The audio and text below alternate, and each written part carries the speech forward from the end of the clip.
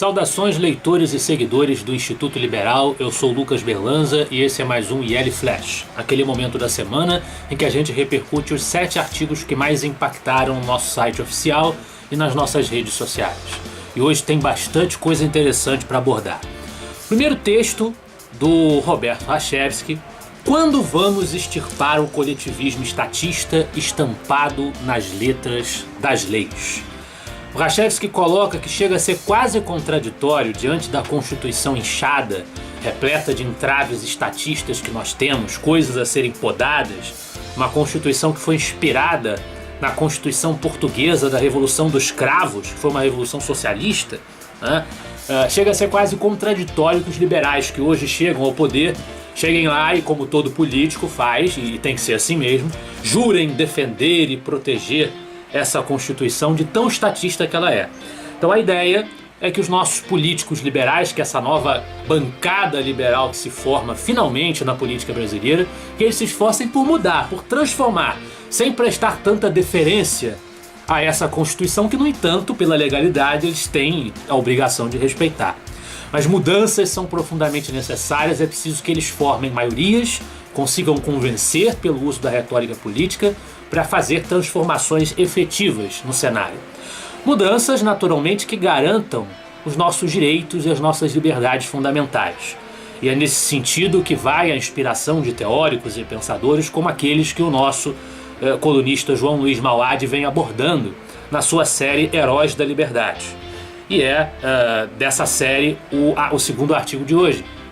O personagem dessa vez é o ativista político inglês, fundador dos Estados Unidos, Thomas Paine, nascido em 1737 e falecido em 1809.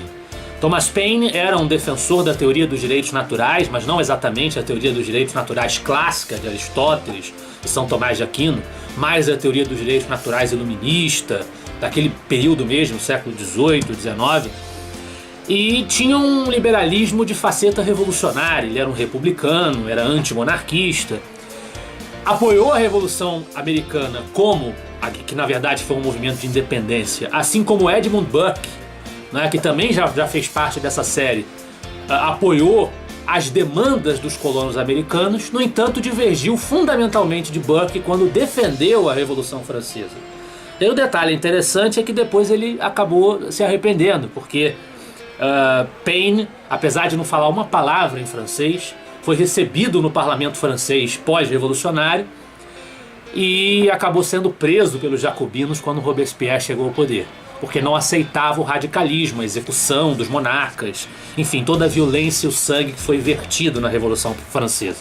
Então foi um rival de Burke, e isso mostra como o Instituto Liberal contempla diferentes linhas de pensamento, porque tanto Burke quanto Paine tinham ligação com a teoria liberal, apesar de serem rivais, de levarem essa interpretação para direções diferentes. Estão aqui contemplados nessa série e não deixa de permitir, de justificar que Paine esteja incluído nessa lista como um referencial da liberdade.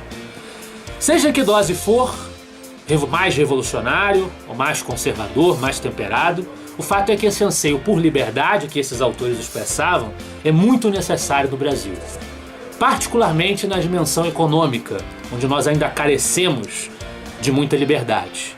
E é isso que mostra o artigo do Luan Esperandio: Brasil melhora, mas ainda é uma tragédia em liberdade econômica.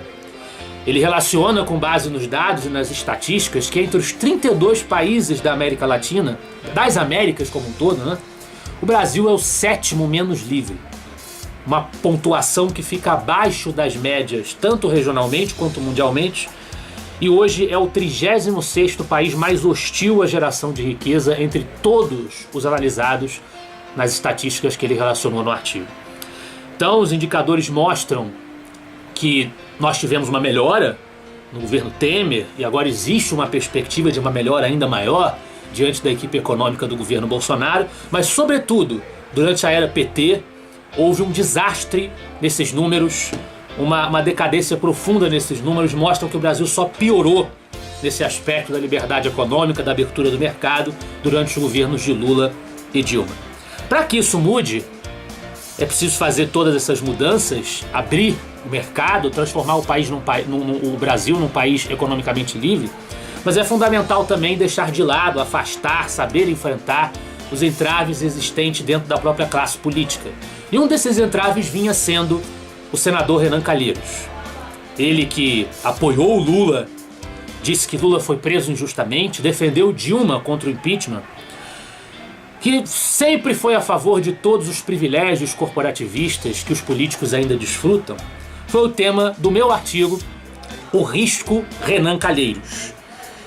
Depois que esse artigo foi publicado, nós essa semana assistimos a cenas degradantes e vimos a publicação dele no Twitter relativa à jornalista Dora Kramer, né, sexualmente indecorosa. Eu não vou nem entrar em detalhes, eu acho que não merece, mas isso mostra o nível moral dessa figura chamada Renan Calheiros, que felizmente foi derrotada nas eleições para a presidência do Senado, que tentava vencer pela quarta vez na sua trajetória política. Seria uma promessa de problemas para as reformas liberais do governo Bolsonaro, muito embora ele tenha tentado vender a imagem de que ele seria um colaborador, de que ele apoiaria as reformas do governo. Renan Calheiros é famoso pelas suas traições e pelo seu fisiologismo. Então era um problema que precisava ser afastado do cenário.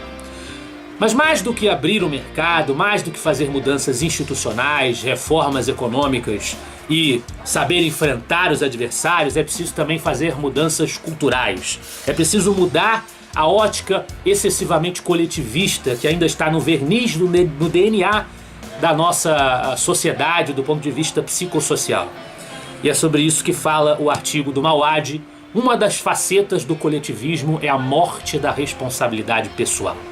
Uma série de legislações conventuais vem sendo sustentadas e aprovadas no Brasil que tentam se meter o bedelho nos comportamentos, nos hábitos e nos gostos das pessoas. Isso precisa ser mudado, essa mentalidade precisa ser alterada. Regular hábitos e comportamentos, regular gostos, regular o que as pessoas podem ver, podem acessar, é o tipo de coisa que mais se faz em regimes totalitários, como os regimes comunistas. E de comunismo trata o artigo do Iago Rebelo, Chuck Norris versus o comunismo, um filme que todos deveriam assistir. Esse artigo, na verdade, é uma republicação de um texto que o Iago escreveu sobre um filme, um documentário de uma romena. Aí vocês vão perdoar o meu romeno, minha linha não existe, não sei falar nada disso, mas é uma romena chamada Ilinca Kalugarenu, né, algo assim, que aborda no seu documentário o regime socialista romeno, que foi um dos piores, um dos mais notórios na sua crueldade, na sua violência, que perseguiu a religião, perseguiu toda e qualquer coisa que ecoasse ou lembrasse o Ocidente capitalista. Tinha uma TV estatal, transmitia noticiários falsos, como hoje acontece, por exemplo, na Coreia do Norte.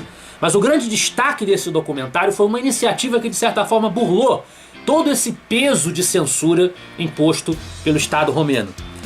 Dois funcionários do governo, um foi um alto funcionário do governo, Toader Zanfir, e a outra, uma funcionária da própria censura, Irina Nestor, se juntaram numa espécie de armação clandestina para ter acesso às fitas de videocassete dos filmes ocidentais. É por isso que se fala em Chuck Norris no nome do documentário, filmes de Rambo, filmes de ação americanos.